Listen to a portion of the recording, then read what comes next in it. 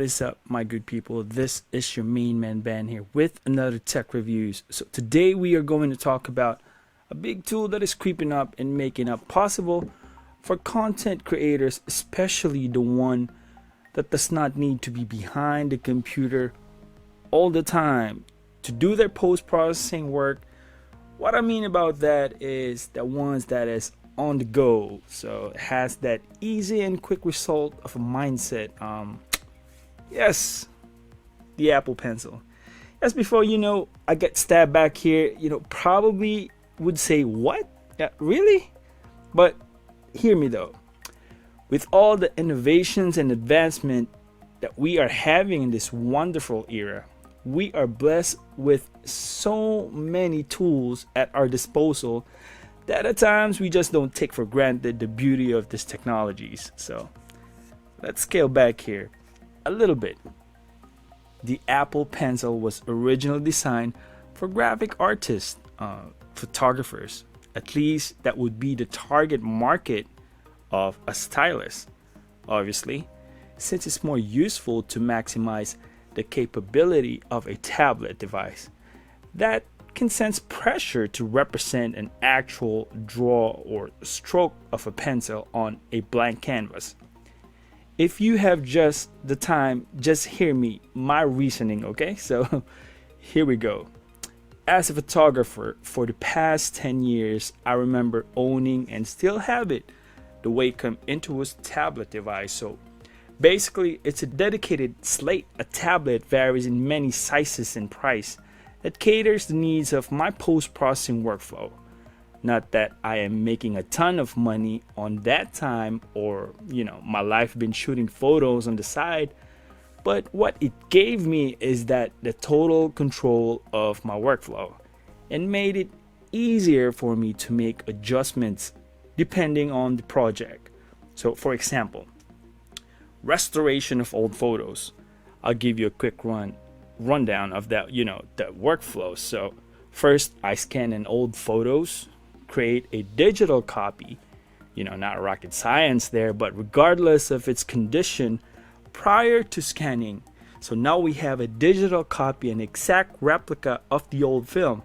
So depending on how much you're going to repair, you do that process. Then I batch transfer it to the Lightroom for metadata and adding that digital footprint and all that goodies.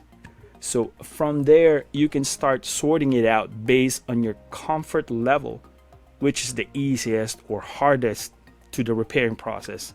Then we toggle back to Photoshop. This is where the tedious nitpicking of the photos will take over. You can use all the magic you want and feel your heart's content, clacking the mouse and the keyboard. However, this is where the tablet shines. It makes it easier for more easy to work on a file with precision of a stylus versus the mouse. I owned a 4x6 slate back then because it's more than enough for my needs. On top of that, I don't have enough space on my computer table, but I have seen sizes as big as, manila paper on colleges and art schools. So my point on this history is that tablets are far more superior in terms of intended same purpose. You do not need a PC or laptop to connect to the tablet before you can start working on it. All we need is the tablet itself and the pen, which has its limitations respectively, but works just the same. I am in the middle of exploring some minimal video editing workflow on a tablet. I will report back if we have an actual use of this setup. This could be really helpful in terms of additional editing rig on the field, and I will be totally honest in it. But so far, my daughter loves to draw and do some anime artwork. She's really good at it as well. So the tablet itself is amazing.